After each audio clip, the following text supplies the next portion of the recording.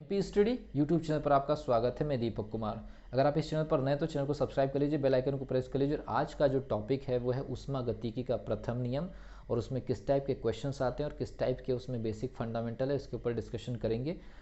Video में आगे बढ़ने से पहले मैं आपको बता दूं कि 249 की क्लास अगर आप ज्वाइन करना चाहते हैं, साथ ही 199 की टेस्ट सीरीज़ में आप अप्रूवल लेना चाहते हैं, और साथ ही पीएनएसटी की जो अपकमिंग हमारी बैच आ रही है 1 मार्च को, अगर उसमें आप ज्वाइन होना चाहते हैं तो हमारे टेलीग्राम चैनल पर चले जाइए। साथ ही अगर आप पीएटी की प्रिपरेशन करना चाहते हैं, एग्रीकल्चर के अगर स्टूडेंट हैं, तो आप लोगों के लिए भी बहुत जल्द जो है लाइव क्लास के साथ में क्लास स्टार्ट हो रही है। इस पर्टिकुलर वीडियो के 1-2 दिन बाद डेमो क्लासेस स्टार्ट हो रही है पीएटी 2022 को लेकर के, और 1 मार्च से पीएनएसटी 2022 को लेकर के सारे सब्जेक्ट की कंप्लीट स्टडी वाली जो क्लास है वो भी स्टार्ट हो रही है, जिसकी जानकारी डिस्क्रिप्शन बॉक्स में टेलीग्राम के माध्यम से आपको मिल जाएगी। तो आज का जो टॉपिक है ऊष्मागतिकी का प्रथम नियम, जो मैं एकदम इस पर्टिकुलर टॉपिक में या पर्टिकुलर वीडियो में बिल्कुल एग्जामिनेशन ओरिएंटेड ही चलूँगा। तो ऊष्मागतिकी का प्रथम नियम, फर्स्ट लॉ ऑफ थर्मोडायनेमिक्स। तो ऊष्मागतिकी का प्रथम नियम क्या है? ऊष्मागतिकी का प्रथम नियम, सबसे पहली चीज़ तो मैं आपको बता दूं, ऊष्मागतिकी का जो प्रथम नियम है वो बंद निकाय पर आधारित है।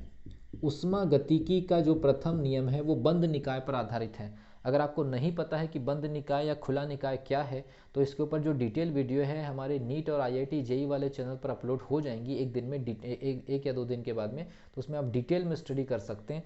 फिलहाल बंद निकाय के बारे में यहाँ पर आपको थोड़ा सा डिटेल बता दूँ।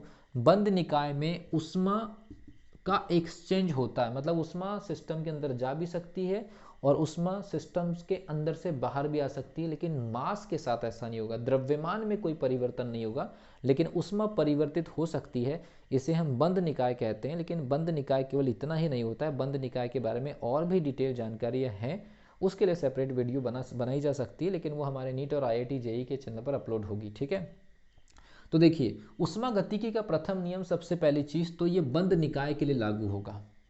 बंद निकाय के बारे में मैंने आपको हिंट दे दिया। दूसरी चीज, बंद निकाय के लिए लागू होगा, और सबसे ऊष्मागतिकी का प्रथम नियम जो आया है वो 1850 में रुडोल्फ क्लॉसियस के द्वारा दिया गया। रुडोल्फ क्लॉसियस के द्वारा दिया गया। ये जो ऊष्मागतिकी का प्रथम नियम जो है ये पीएमएम 1 के ऊपर लागू होता है। पीएमएम 1 का मतलब होता है परपेचुअल मोशन मशीन टाइप 1। अब ये परपेचुअल मोशन मशीन टाइप 1 वो होती है जिसमें लॉस जो होता है वो जीरो काउंट किया गया है। मतलब ऐसी मशीन जो लॉस की जानकारी नहीं देती, पीएमएम 1 कहलाती है।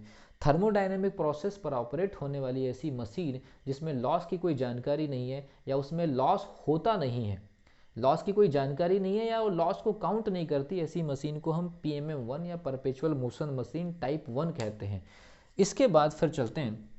इसके बाद ये ऊर्जा संरक्षण के सिद्धांत का पालन करता है। ऊर्जा संरक्षण के सिद्धांत का पालन करता है। एक और चीज, इस पर्टिकुलर ऊष्मागतिकी के प्रथम नियम में यदि किसी निकाय को हम डेल्टा क्यू मात्रा की ऊष्मा देते हैं तो वो ऊष्मा 2 भागों में बढ़ जाती है, delta U plus delta W. और डेल्टा यू जो है ये है आंतरिक ऊर्जा में परिवर्तन, आंतरिक ऊर्जा में परिवर्तन, आंतरिक ऊर्जा में परिवर्तन। और डेल्टा डब्ल्यू जो है ये है कार्य, एक्स्ट्रा कार्य। ये आपके लिए सप्लाई ऊष्मा हो गई, सप्लाई ऊष्मा।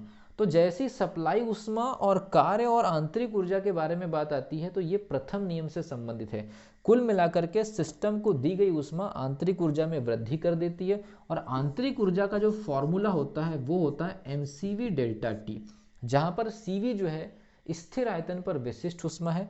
हमेशा याद रखिए, कई बार क्वेश्चन पूछा गया कि आंतरिक ऊर्जा किसका फलन होती है, तो आंतरिक ऊर्जा स्थिर आयतन पर विशिष्ट ऊष्मा के साथ में टेम्परेचर का फलन होती है। आंतरिक ऊर्जा स्थिर आयतन पर विशिष्ट ऊष्मा के साथ में टेम्परेचर का फलन होती है, ये आपको याद रखना है। और जो कार्य किया जाएगा वो इस बात पर डिपेंड करेगा कि सिस्टम कौन से टाइप का है। पिछले वीडियो मैंने आपको 5 टाइप के सिस्टम में किए गए कार्य की जानकारी दिया था। तो वो जो डेल्टा डब्ल्यू या जो डी डब्ल्यू होगा, इस बंद निकाय के अंदर 5 प्रकार के जो निकाय होते हैं, जिसमें समतापी, समदाबी, समायतनी, चक्री प्रक्रम, रुद्धोष्म प्रक्रम, तो वो 5 टाइप के जो निकाय होंगे उनमें किस टाइप से कार्य होगा, ये इस बात पर डिपेंड करेगा कि डेल्टा डब्ल्यू कितना मिलेगा, और डेल्टा यू ये बताएगा कि टेम्परेचर कितना राइज हो रहा है। टेम्परेचर किसका? टेम्परेचर आदर्श गैस का। टेम्परेचर किसका? आदर्श गैस का। तो याद रखिए delta Q is equal to delta U plus delta W, ये प्रथम नियम का समीकरण है। इसमें कुछ साइन कन्वेंशन होते हैं, चिन्हों की परिपाटी जिसको कहते हैं, क्योंकि यहां से क्वेश्चन है चिन्हों की परिपाटी कैसे फॉलो होगी। तो अगर मान लीजिए ऊष्मा अगर अंदर जाती है, डेल्टा क्यू अगर मान लीजिए एंटर होती तो प्लस, और अगर मान लीजिए डेल्टा क्यू ऊष्मा अगर सिस्टम से बाहर आती है, अगर मान लीजिए ऊष्मा अगर सिस्टम से बाहर आती है तो नेगेटिव, ऊष्मा सिस्टम में अगर जाती है तो पॉजिटिव, ऊष्मा सिस्टम से बाहर आती है तो नेगेटिव। कई बार क्वेश्चन आया है पीएनएसटी में, और पीएनएसटी में जो न्यूमेरिकल्स आते हैं इन्हीं चिन्हों की परिपाटी के आधार पर आते हैं। तो सिस्टम के अंदर ऊष्मा अगर गई तो पॉजिटिव, सिस्टम से बाहर अगर ऊष्मा आई तो नेगेटिव। उसके बाद बात करते हैं डेल्टा डब्ल्यू। अगर मान लीजिए कार्य, अगर कार्य सिस्टम से बाहर जा रहा है, अगर मान लीजिए कार्य अगर सिस्टम से बाहर जा रहा है तो पॉजिटिव। याद रखिए कार्य अगर सिस्टम से बाहर जा रहा है तो पॉजिटिव, और बाहर से अगर सिस्टम के ऊपर कार्य किया गया तो नेगेटिव। ये आपको याद रखना है। अगर कार्य बाहर गया तो पॉजिटिव, अगर बाहर से कार्य किया गया तो नेगेटिव। ऊष्मा अगर अंदर चले गई, ये एरो पर ध्यान दीजिए, ऊष्मा अगर अंदर चले गई तो पॉजिटिव, ऊष्मा अगर अंदर से बाहर आ गई तो नेगेटिव। और इन्हीं चिन्हों को इस पर्टिकुलर इक्वेशन में रख करके न्यूमेरिकल सॉल्व किया जाता है। और आंतरिक ऊर्जा, क्योंकि वो आदर्श गैस की प्रॉपर्टी है जो कि टेम्परेचर चेंज होने पर डिपेंड करती है, तो उसके लिए कोई एक्स्ट्रा साइन कन्वेंशन नहीं है। साइन कन्वेंशन डेल्टा क्यू और डी डब्ल्यू या डेल्टा डब्ल्यू के लिए, कार्य और ऊष्मा के लिए। तो ये वीडियो आपको कैसा लगा कमेंट सेक्शन में जरूर लिखिए। साथ ही मैं आपको बता दूं कि आप लोगों के लिए जो केमिस्ट्री के जो एकदम इंपॉर्टेंट टॉपिक हैं उनकी भी सॉल्यूशन सीरीज जो है अब अपलोड होना फिर से स्टार्ट हो जाएगी। मिलता हूं अगली वीडियो में, तब तक के लिए wish you all the best.